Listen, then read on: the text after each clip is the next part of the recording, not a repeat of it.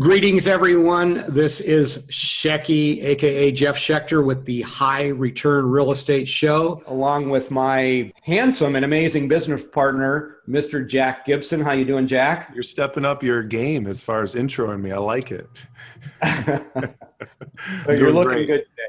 Yeah, no, happy to have you. Today we've got, I'm just so excited about the guests that we have today, because this guy is really an icon in the real estate investing world and an icon in the real estate investing training world, and represents really a lot of influence across a lot of different media, particularly in radio. And his name is Roger Blankenship, and I'm going to introduce him here in just a minute. But we have got we're going to pick the brain of a real estate icon today, and I'm really, really excited about it. So we're happy to have you here. Thank you. Glad to be here. Okay, that's the pause. We're going to edit that out. Now I'm going to pause for 2 seconds. Then I'm going to come back and introduce you. Okay, so we'll just edit that little piece out. Okay. Welcome back, everybody. Happy to have you here at the High Return Real Estate Show. Today, we are going to be talking to Mr. Roger Blankenship of Flipping America. And Roger is, like I said, really an icon in the real estate investing industry. He has done hundreds of fix and flips in the Southeastern United States and learned how to do it very, very successfully, and has become one of the premier trainers in teaching other people how to do that. But what's also really interesting about Roger is he's got a nationally syndicated radio show called Flipping America, which I believe airs 3 times a week. And they're only a year in, and they're already getting about 250,000 listeners per episode. So Jack and I are super excited to welcome him here. Roger, happy to have you. Welcome. Thank you. Glad to be here. Yeah, we're really excited. We got some really, we're going to put you on the spot today. And we like that because you've got, such a broad experience that, I don't think it's even putting you on the spot, because you probably got all the answers already. I don't know, but let's try. We'll see. Yeah, let's find out. So anyway, right now, I know you do a lot of fix and flips, and I'm just curious right now, like the way that we have this topsy-turvy economy and the way things are. We're all in the United States, so let's kind of keep the conversation more to American real estate investing. Okay. What do you think is the best strategy out there right now? Oh man, people come and ask me this question a lot, and my answer is like an answer to a lot of questions in this business. It depends. Mm-hmm. So let me explain. It depends on where you are. It depends on your situation, and it depends on really what your goals are. If you have a great full-time job and you don't want to quit it and you just want to be involved in the real estate space somehow, I'm going to give you a different answer than if you're broke and desperate. And that's a different answer than if you have had a successful career and you have some money and you're looking for something interesting to do or more interesting to do. You see, so the answer is different. So pick one of those and I'll answer, but I can just give you a quick rundown. If you're broke and desperate, then yeah, is that what you want me to do? Yeah, it's interesting because when you said that, I was thinking like, well, what if we took 3 different American citizens, right? The one guy is the broke, desperate guy.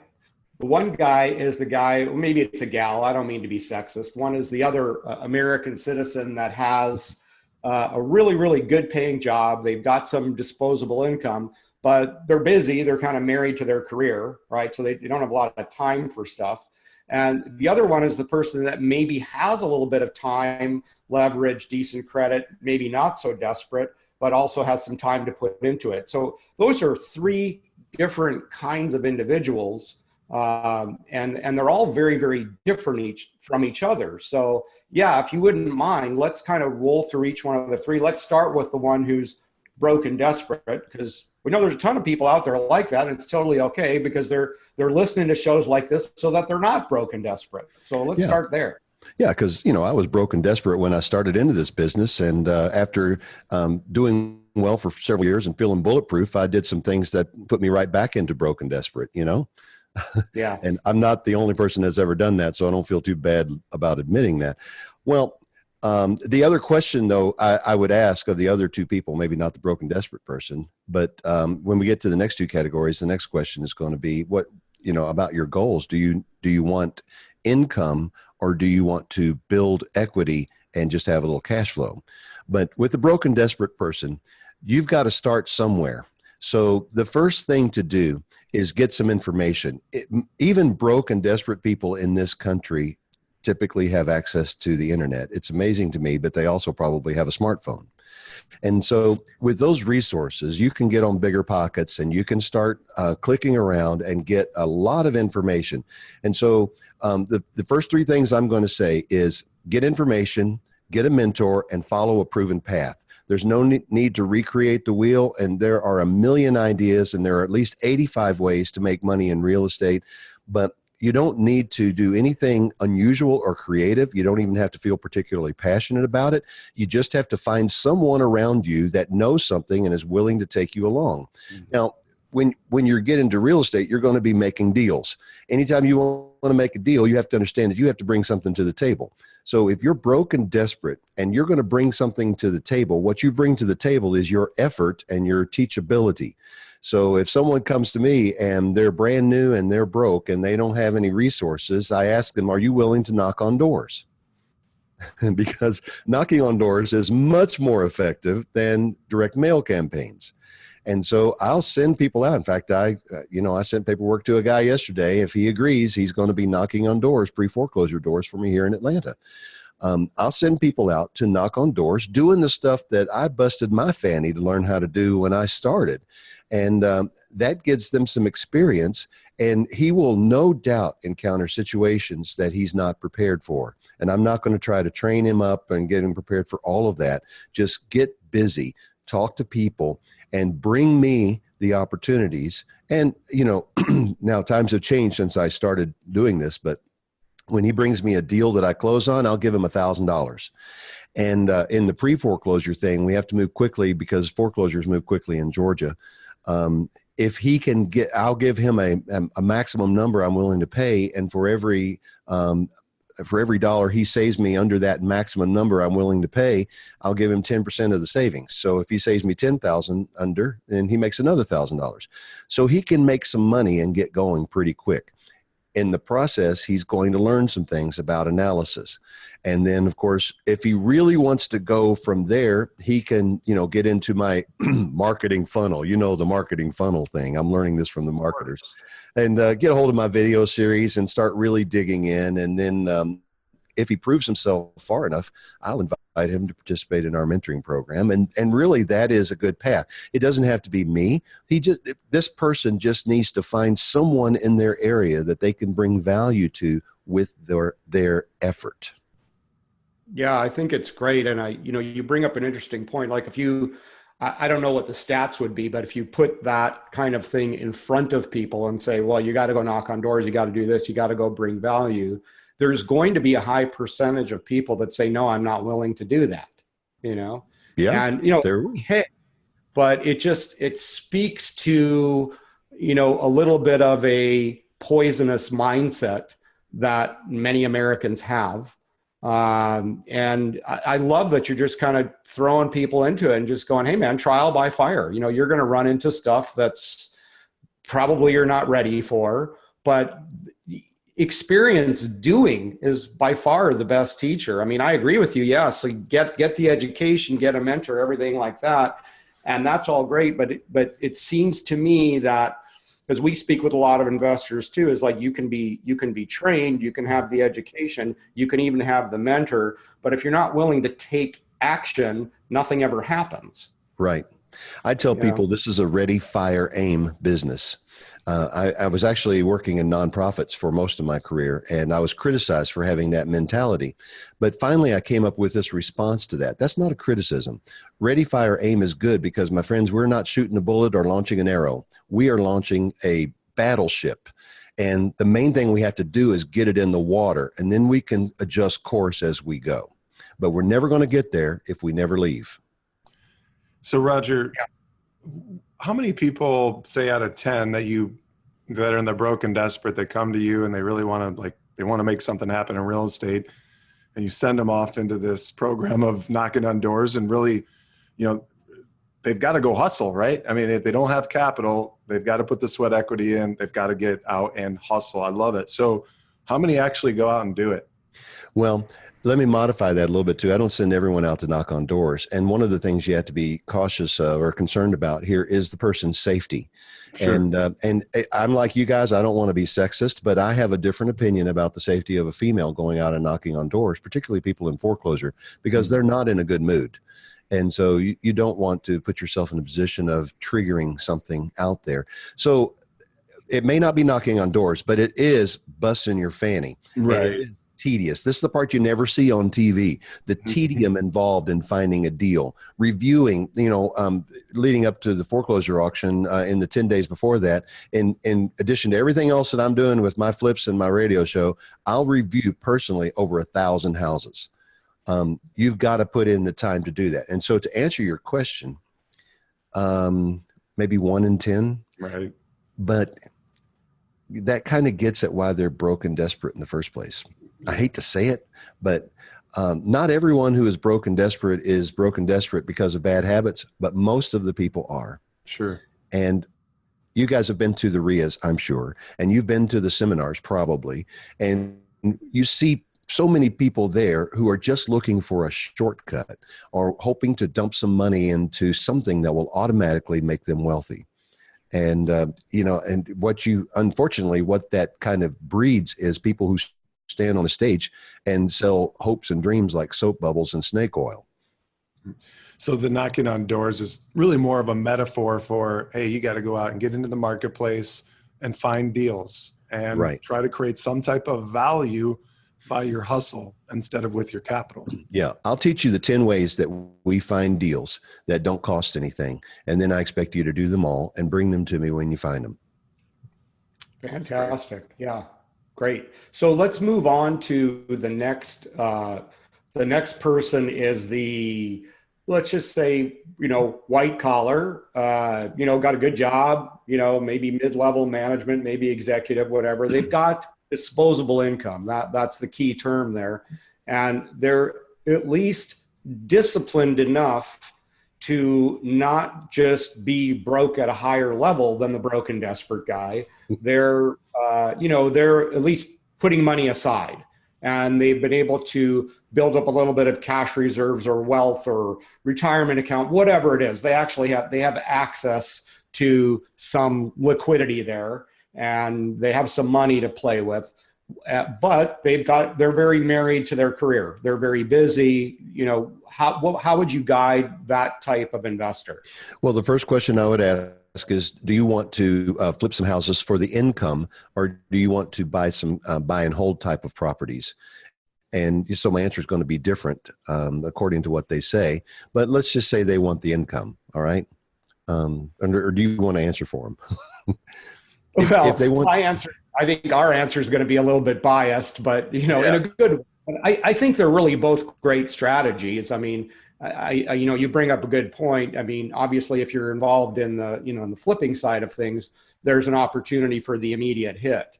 But in the buy and hold, there's obviously an opportunity to build some really significant long-term wealth. So it's an important distinction.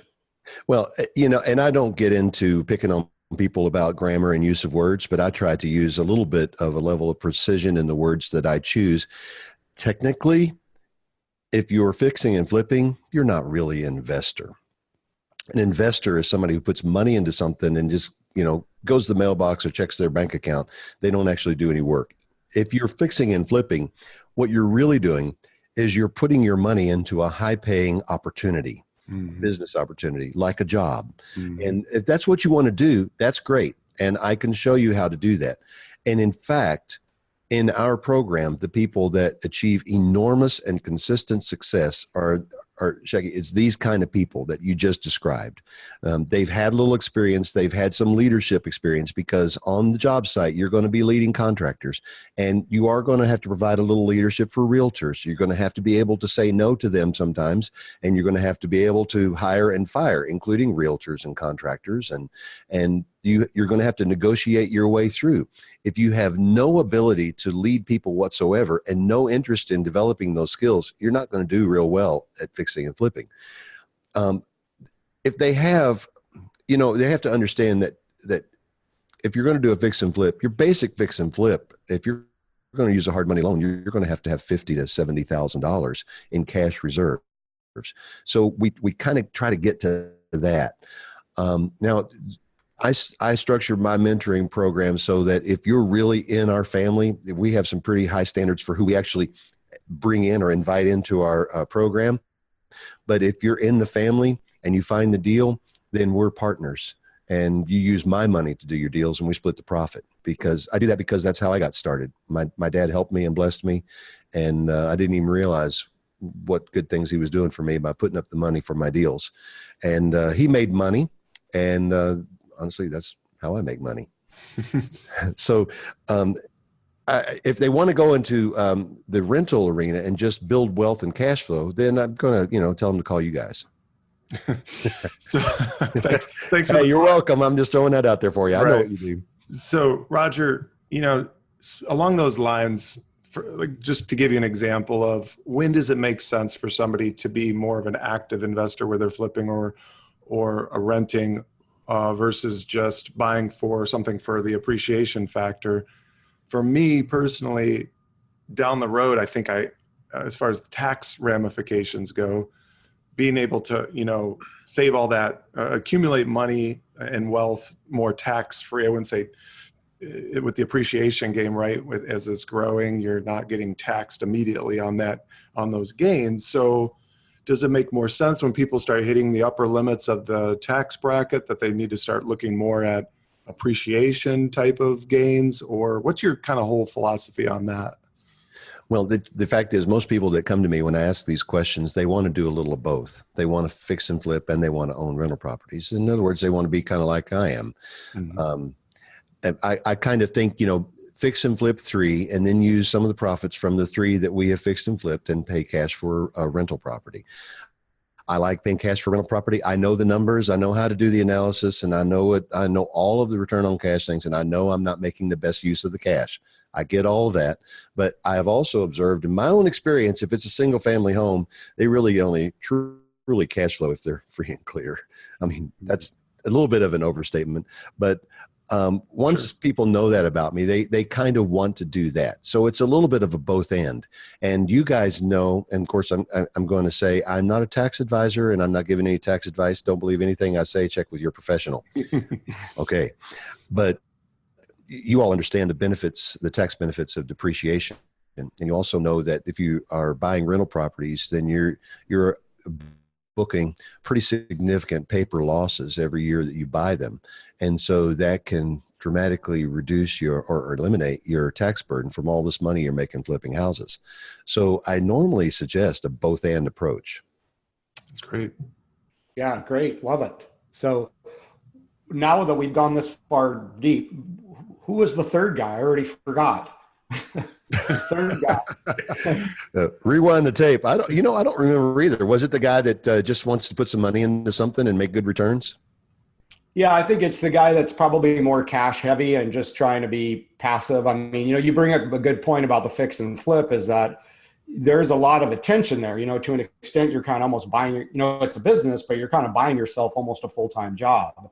And, and we've seen that too, just from, managing rehab processes, man, that's a lot of work. And, leadership is a mild word in that regard. It's almost like dictatorship would probably be a better word. But, so let's talk about the guy or gal out there that's just, look, I just want a good place to park cash. I don't want the volatility or the, of the stock market or cryptocurrency or any of the other stuff that's out there. Right. I want to own hard property. What's the best way to go about doing that? Well, if they're coming to me and they're already sold on real estate, then we're halfway down the road, or maybe more than halfway. When people with money talk to me and they're not really sure what they want to do, and people talk to me all the time now about cryptocurrency. So we have a little conversation, and I actually devoted an entire show to this. I think it was just last week. No, maybe it was Monday of this week.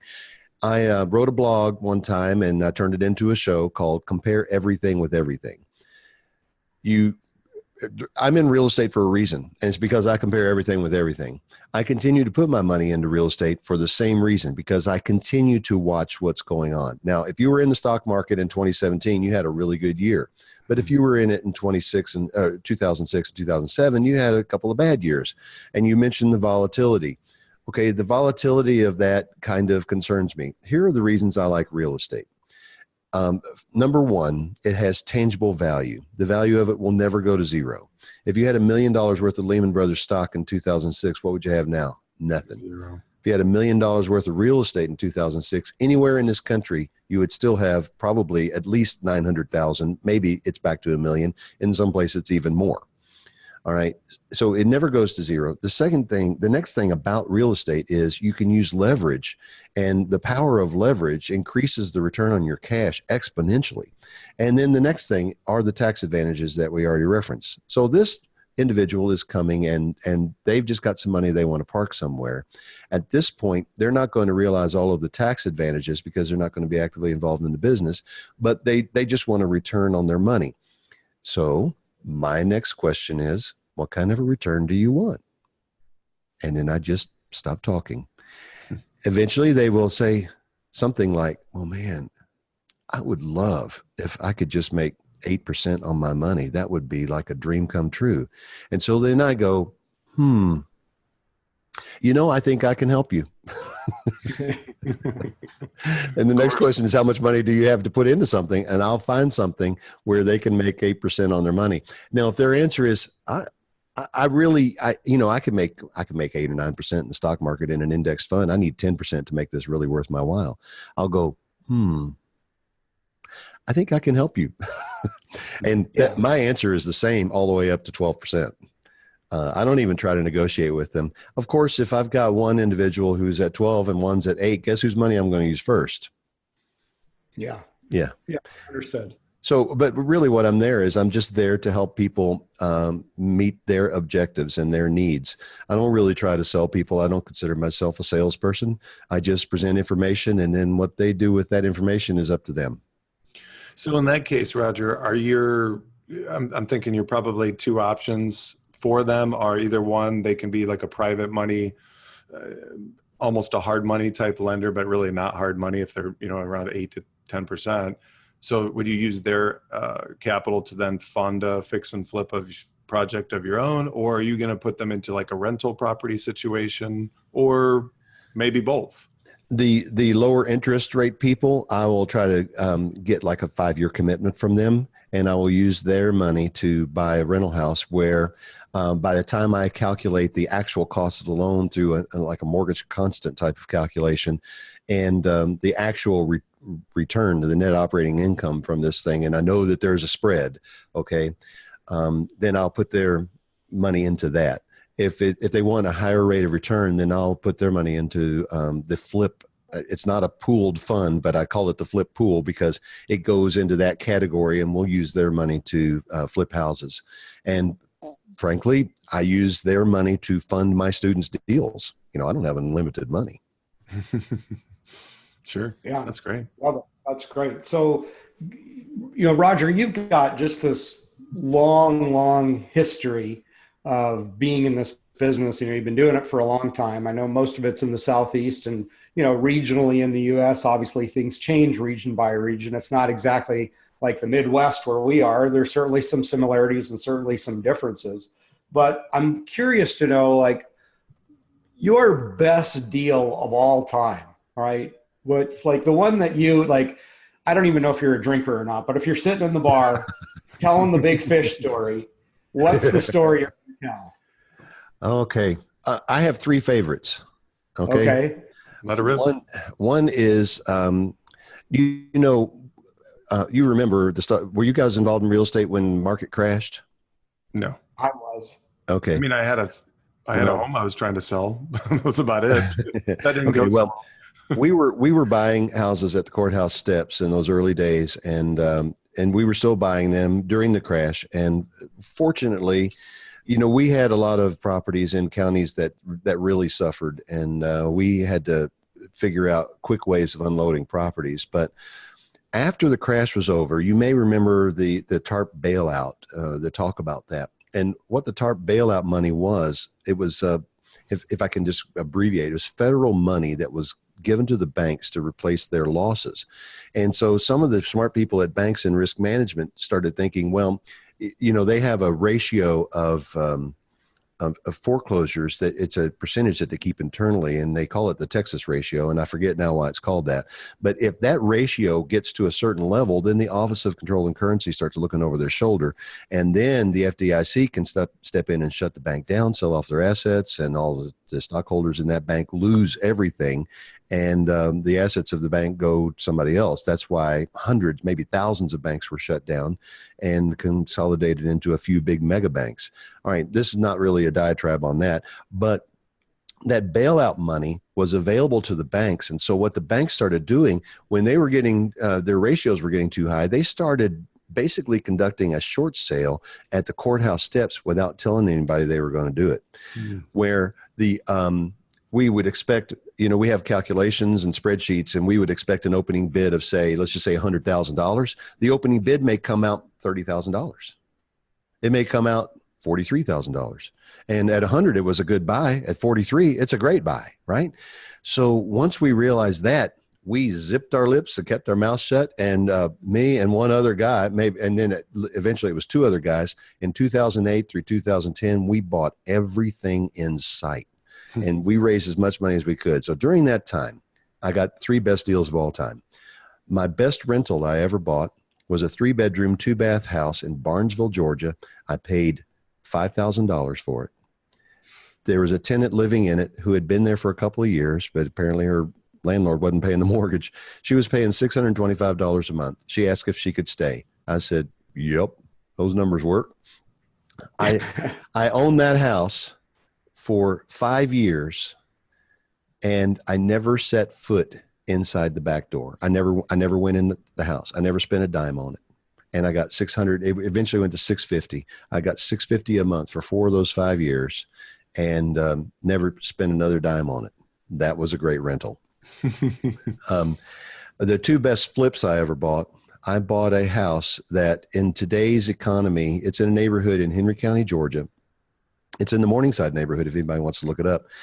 The house today is probably worth $150,000, $160,000, which is a typical suburban house in the suburbs around Atlanta. At that time, we felt like the best we could probably get for it was $100,000. The opening bid at the courthouse steps was $4,000. Jeez. So my friend and I were there. We both knew about it, so we decided let's just split it. And that actually became the beginning of a long partnership that we partnered on. We've partnered on hundreds of properties since that time. But we bought that house for $4,000, and we sold it a few weeks later for $95,000. Yeah, and we spent about 10 on the rehab. The other one, this is the one that we like to toast a glass to. We picked up a house in a country club, in the Eagles Landing Country Club in Henry County, Georgia. The house had $750,000 worth of debt on it. It was probably just shy of $1 million house. It was about a little over 5,000 square feet on the golf course. Beautiful community, gated community, very nice. The opening bid, $101,000. Jeez. Yeah. And so we bought it for $102,000, and we spent $45,000 fixing it. And interestingly enough, the guy that owned the house was a real estate developer. And he had added on to the house, and it was just a mishmash of all different kinds of things. It took some effort to try to pull it all together and get a consistent kind of a design theme through. But after $45,000, we sold the house for $465,000 in a down market. And so that was a good one. Those are the best. And the interesting thing about that is that 465, even in a down market, that was a good buy for that buyer. Oh yeah. Yeah. That house now is $1 million house. Did you 1031 exchange that $300K in profit, or what did you do about the tax? No, all that stuff happens too fast for a 1031. Yeah. For us, since we're considered dealers by the IRS, that's just ordinary taxable income. Right. So we have to offset that with rental losses. Okay. Yeah. There you go. God, those are great stories. You almost, I'm almost starting to feel like a taste for beer and pretzels. Just hearing. Yeah. But did we get his worst story? Did we get any of his horror no, stories? but you read my mind. That's where I'm going. So, I mean, obviously, you've been in it long enough, Roger, to have some pretty significant highs and lows. And, obviously, it's not all puppies and rainbows. So I want Yeah. to find out, tell the listeners, like, what's been just the crappiest thing you've ever been involved in? Well, all right. So I'll give you two of those. One of them is, it's actually, you can see this on our Facebook page, called The Scariest House I Ever Bought. It was a hoarder house in Warm Springs, Georgia. You probably haven't heard of Warm Springs, but it's where FDR took his vacations. They have Warm Springs there, and he would go down there and sit in these Warm Springs and therapeutic and all that. They still have a therapeutic hospital there. So in this little town, I picked up a house at the foreclosure auction for $50,000. It's a 4,000 square foot house. And so I thought we had something here, and was right next to an historic house called the Bullock House, which had been turned into a restaurant. So if there is a better part of town, it was in the better part of town. But I got over there, and the house was vacant. She was in a nursing home, and I wedged the front door open, and man, oh man, the pictures are on our Facebook page. But it was not just, old magazines and collectibles. It was garbage, trash, soiled adult diapers, 4 feet deep, all the way through from the front to the back of the house. And by the time and there was no path, we had to walk on top of garbage to get to the back of the house. And when we got to the back bedroom, the back bedroom was filled with water bottles and Mountain Dew bottles, empty, and it was 7 feet high. And I'm 6'5", and so this was over my head. And that back bedroom also had a gigantic hole in the roof, and there was a squirrel nesting in the closet in that bedroom. And it took my guys 3 weeks, 5 guys, and 4 40-yard cans to get rid of all the stuff in that house. And they were wearing gas masks and double layers of gloves, because it was just unbelievable nightmare. And that's an interesting story to tell. And it would have been all right if we had stayed on budget and fixed that house for about 20 or 30,000, like I thought. But instead, we had a very high rehab, and then it took a long time to sell. And then, the people in Warm Springs would come by and they say, "Oh, what you're doing, this place is beautiful. Thank you so much." Blah blah blah. But none of them wanted to buy it. So, in the end, we lost 15,000 on that one. Great story, not good money. The worst one I ever did was inside the city of Atlanta. I bought a house that we really thought we were going to make 300,000 on. And after we bought the house, I fired the contractor that gave me the original rehab bid, because he was screwing up a couple of other houses in the city. I brought in a new contractor, and the new contractor said, "Well, man, did your previous contractor point out all the deficiencies in the foundation?" I said, "What deficiencies in the foundation?" He said, "Come here and look at this." So I drove over there, and I had 60 houses in inventory at the time. And to be honest, I had not spent that much time. I probably trusted this guy too much. And then we walked around, and he said that the foundation is not gone, but they dug out the crawl space to put HVAC in here. The house was 60 years old. And so they wanted central heat and air. So they dug out and they dug too close to the foundation piers on this big house. And he said, "You see the piers beginning to give way, and they've already come in here, and they're bracing up the entire house with 4x4s that are sitting on a cap block on the dirt." He said, "That ain't going to fly." I said, "Well, yeah, now that you mentioned that, I don't guess it will." He said, so I brought out my structural guy, and he said, "There's no way to save this house." I said, "What?" So I went back to the lender, and I said, "Well, we're going to have to tear this house down." And the lender said, "No, we don't loan money on new construction, so you got to figure something else out." We ended up just dumping the property, and we lost what we put down on it. And I hate to admit this, but it was $80,000. So that was just money that was gone. I think that's great to admit that, because every entrepreneur, right? And no matter what they do, they've got their incredible wins and they've got their incredible losses. I just talked to a guy who started an investor client of mine. He started a cattle farm out in Iowa, and they were losing $1 million a week. Their first year, they lost 32 million. And he What's said, the upside? The upside is they're making $1 million a week now. Oh, okay. So, and you know, longer, the profits have outweighed those losses, but you know, that's the whole thing about being an entrepreneur, right? Is that, you know, I think it's important to share with people the realities of being an entrepreneur. There are going to be some swings, and we just need to get it right 70-80% of the time. 51% of the time right is too thin for me. So I want to win about 80% of the time, you know, and we're good. Yeah, well, these kinds of things that I learned led me to develop a risk analysis sort of thing, which actually became an article that I published recently in Forbes magazine called "The Top 10 Risks of Flipping and What to Do About Them." All from lessons learned the hard way. We'll post that on our site. That sounds like a great blog.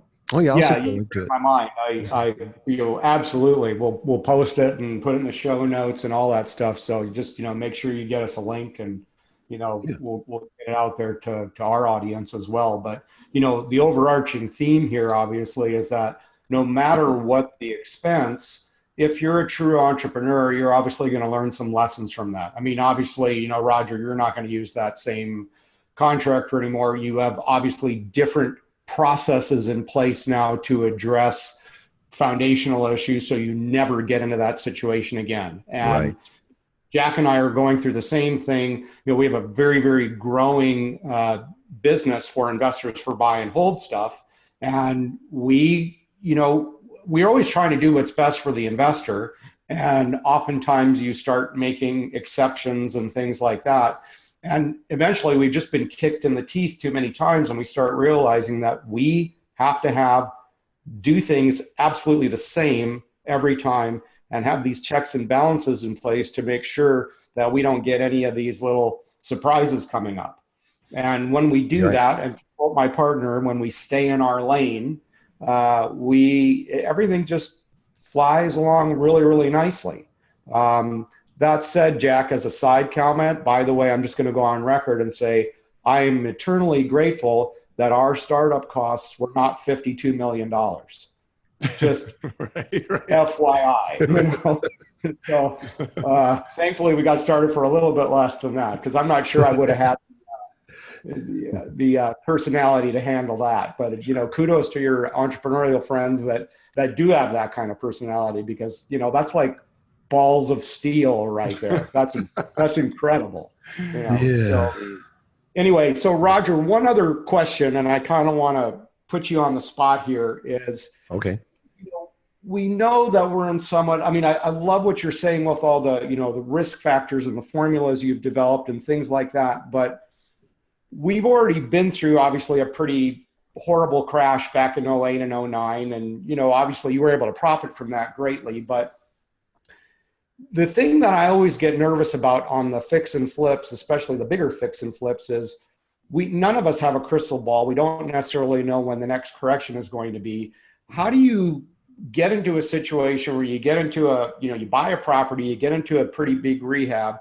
To a certain extent, you're kind of betting on the come, as as you might use that language in the South of the United States, not used as much in the West, but investment terminology. Yeah, investment terminology, exactly. So how do you do that and guard against a market correction during the time that you're going through this heavy rehab? You're expecting a certain return at the end. Otherwise, you wouldn't be doing that. How do you guard against that? That is a great question. And when the crash happened, I kind of got caught unprepared. Kind of got caught with my pants down. I owned 13 flip properties in a county in Georgia called Clayton County, which at the same time as the crash was happening, lost their school accreditation. And Clayton County was hit with a high rate of foreclosure, and everyone who cared about the future was moving out of there as fast as they could. And I had 13 houses to sell. Yeah. Wow, man. I didn't make any money on those houses. I didn't lose money on any of them, but I didn't make any either. I was just able to get out with my principal, and grateful for that. So post crash, most of what we do that's pretty smart now, we learned the hard way, which is why I try to impart that to the people that are asking me for help, so that they don't have to learn the hard way. they can learn from my mistakes. And, when people say, why should I pay you so much to teach me about this? And I said, well, it cost me to learn this. So I'm trying to recapture some of those losses. Fortunately, with the show that we do, we're tracking real estate all over the country. And one of the things that we learned to do back in those days was to pay attention to the sales data in the market where we're going, because we were expanding all across Georgia and the South, and we weren't as familiar with those as our own backyard, of course. And so we developed processes for getting in touch with good, solid realtors in the areas where we wanted to be. And we're always interested not only in the average days on market, but how is it trending? And how is it trending at the different price points? So we would know what's happening in that market and which way it's going. And nothing is ever staying the same. It's going up or down. There are a few communities that are just flat, stable, and solid, but those are probably not the ideal communities for fixing and flipping, because they're probably not seeing a lot of population growth. One of our rules of thumb is we want to buy where people are moving for some other reason besides that's where they grew up and they want to get back to old home place. Mm-hmm. We want to move. We want to invest where the population is growing at least a little bit, and where we're seeing a trend in home sales that is positive. We want the sales data to be less than 45 days on market average, and we don't want to see that number creeping up in a year-over-year comparison. So, fortunately for me, our research team now tracks that kind of data nationwide, and so I couldn't probably tell you off the top of my head every city in America, but I can tell you the major markets and what's going on there, and where the best markets are for flip or rental investment activity based on this kind of information. The other thing that we do as a part of the show, which has had a fortunate benefit, is we now track nationally by we read other research studies. We don't do the studies ourselves, but we read the studies on default rates and foreclosure rates. So we know what's happening, and we won't be caught unprepared if we're about to have another major market meltdown in real estate, because there were signs. Most of us just weren't paying attention. Mm. Yeah. Yeah. If you ever watched, you ever seen the movie The Big Short? Oh yeah. I love that movie. That's quite the eye opener, isn't it? Last question, Roger. Give you a chance to put a plug in. I see here on your website, you put our activities are: we flip houses, we own rentals, we inspire many, and we mentor some. Can you tell us a little bit more about your mentoring program, how that works, how people can get involved if they're interested? Sure. This started as a result of requests from people to show them what to do. And I showed a few people what to do and taught a few people how to buy at the courthouse steps, and they've all become very successful. And so we decided to kind of encapsulate that. I actually, in a former life, was a school teacher, and my master's degree is in curriculum design. So I thought, well, okay, I've flipped a few hundred houses and I know how to write a curriculum, so why not? That seems like a good fit. All right, so we put together a program, and then I started going to some of these programs, and I learned a lot from different seminars. I learned something from just about every conversation that I have. But I also saw some abuses in the industry, and I alluded to them earlier, people taking advantage of people and preying upon their hopes and dreams, and I didn't want to do that. I don't want to take money from someone who's not going to actually do anything with the information I give them. Honestly, I don't want to waste my time trying to help someone who isn't going to step up and do the work themselves. So what we did create then was we created, we have an event that we do called Flip Starter. Now, right now we're just doing it across the Southeast. I'll be in Savannah and Chattanooga and Greenville and Charlotte and so forth in the coming months. But because we're in the South and most of America isn't, we now have the Flip Starter series available online. It's a six video course. Not all of them are an hour long. One of them's a little bit longer than an hour. And anyone can get a hold of the course just on our website. And I have to give you a link to the opt-in page, and I'll just give it to you. It's flippingamericannetwork.com/video offer. If you go to that website, you'll get a chance to opt in, and you'll watch a free 18-minute video of me talking to you about the 3 formulas for buying houses, how to buy a fix and flip, and 2 formulas for buying rentals. And then you'll get an opportunity to buy the fix and flip video series. But, you know, since you gave me the opportunity, I'll just tell you, the fix and flip video series is 6 hours of instruction that's designed to be complete from soup to nuts, what you really need to know to start investing in real estate. It's not 1 hour of content and 5 hours of a sales pitch to the mentoring thing. It's content that you can use to get started. And it's $249. That's easy. It's almost brainless. And it comes with 12 weeks of coaching calls. You can just join us every Tuesday afternoon for a coaching call for the next 12 weeks. That's enough for anybody to get started. As far as the mentoring program is go, if somebody convinces me that they really are going to do this and they really want to do this and they've got the chops for it, then we will invite them into the program. That's a different price, but that's where we are really working with you and funding all of your deals.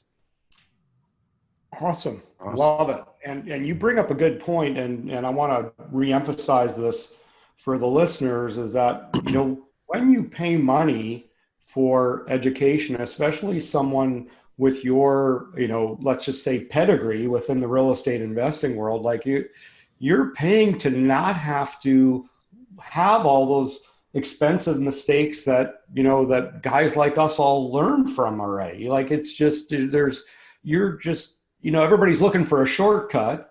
This is a real shortcut. Like, this is the shortcut to being able to be successful if you just follow the pre-proven path. And there's too many people out there that are trying to shortcut even that.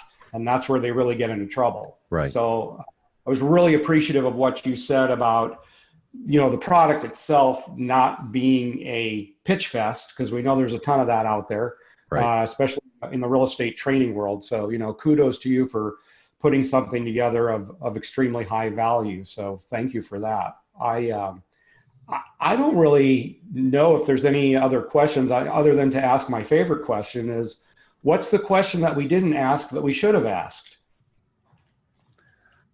Oh man, I don't know. I think you guys covered it pretty well. Yeah, this was a good one. I'm super excited that we had a chance to talk to you. Jack, this has been great. We need more guests like Roger. Like, I know, Roger's really awesome. Yeah, it was great. Yeah. Thanks, guys. I appreciate that. I agree. So awesome. Yeah, so thank you.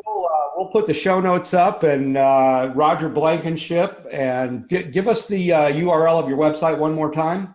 It's flippingamericanetwork.com.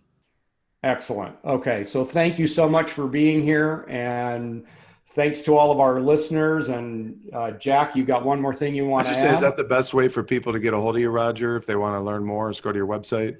Yeah, and you know, you can email me, Roger at flippingamericanetwork.com. Please be advised that I get 200 emails a day, and I have people who read most of them because we get lots of questions that we put on the show. But yeah, you can email me there.